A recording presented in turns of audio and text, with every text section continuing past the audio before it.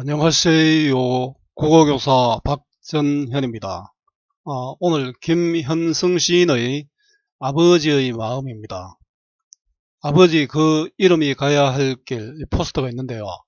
참 아버지로 산다는 것은 쉽지 않죠. 아버지로 산다는 것 힘들고 외롭습니다. 내 아버지도 그랬을 겁니다. 그러나 그것을 아버지로서 살아보고서야 알게 되었지만 아직도 아니 영원히 모자란 자식이고 모자란 아버지입니다. 저는 가족에 대한 아버지의 사랑과 외로움을 노래한 김현승 시인의 아버지의 마음입니다.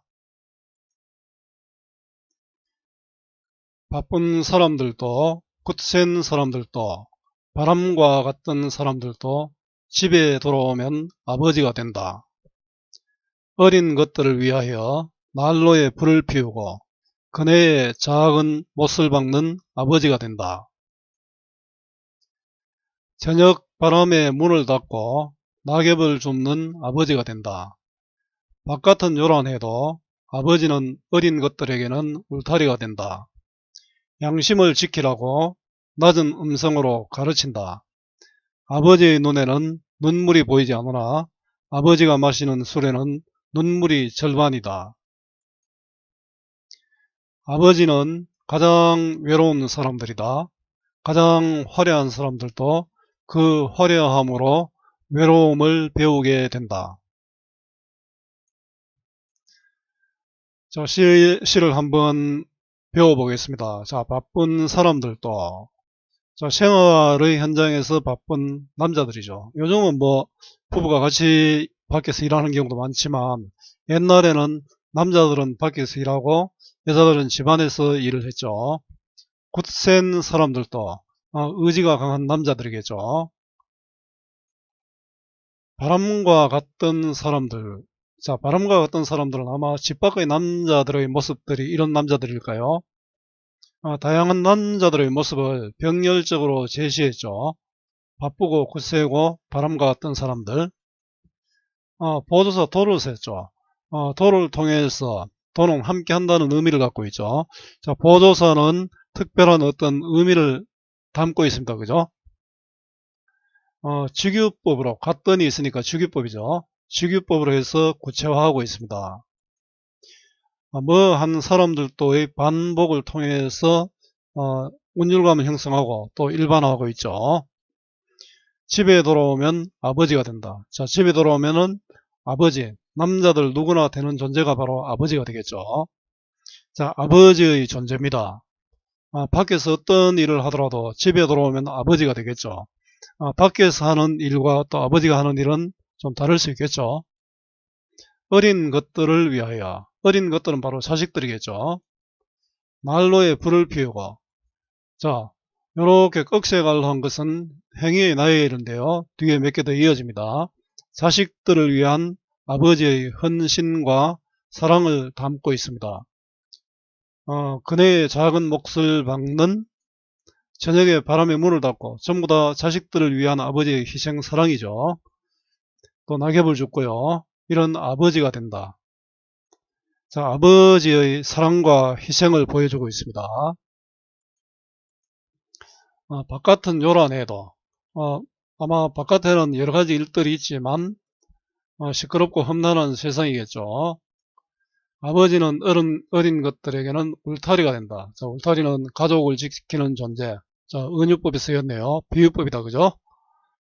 양심을 지키라고 낮은 음성으로 가르친다. 낮은 음성은 좀 힘이 들어간 소리입니까? 자, 올바른 삶의 태도를 가지라고 엄한 음성으로 가르칩니다. 그죠? 자, 자식을 지키고 가르치는 아버지입니다.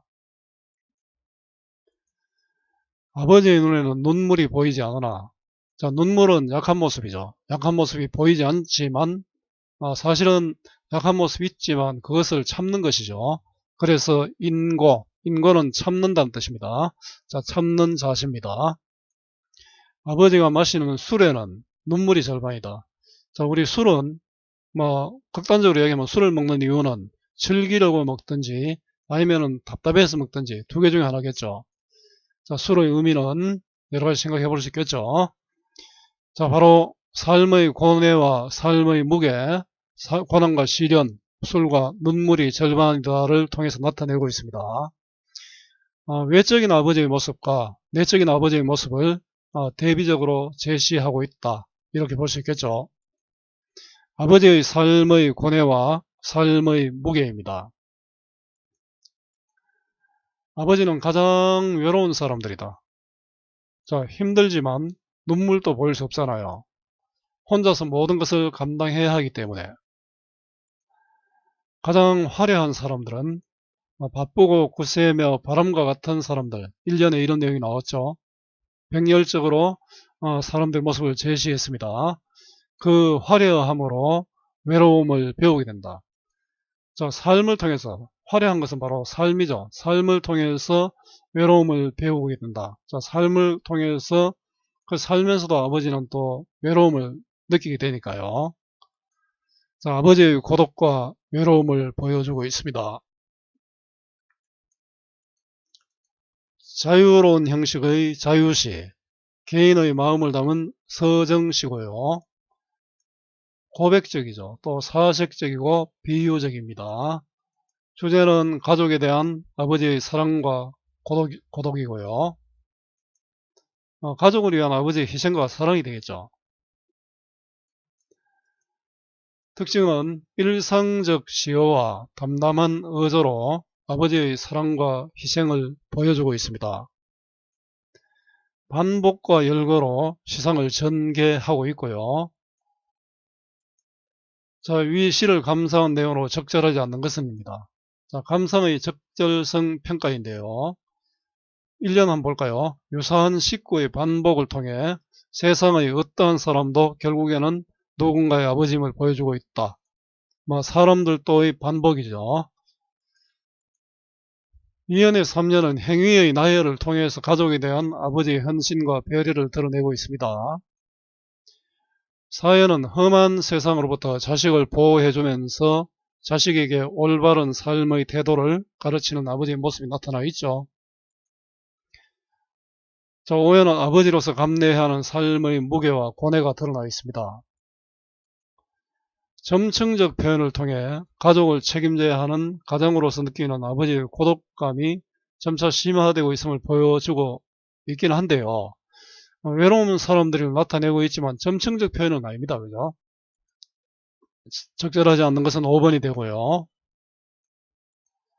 이 시를 두 부분으로 나눠 보면은, 자, 1의 사연은 아버지의 모습이고요.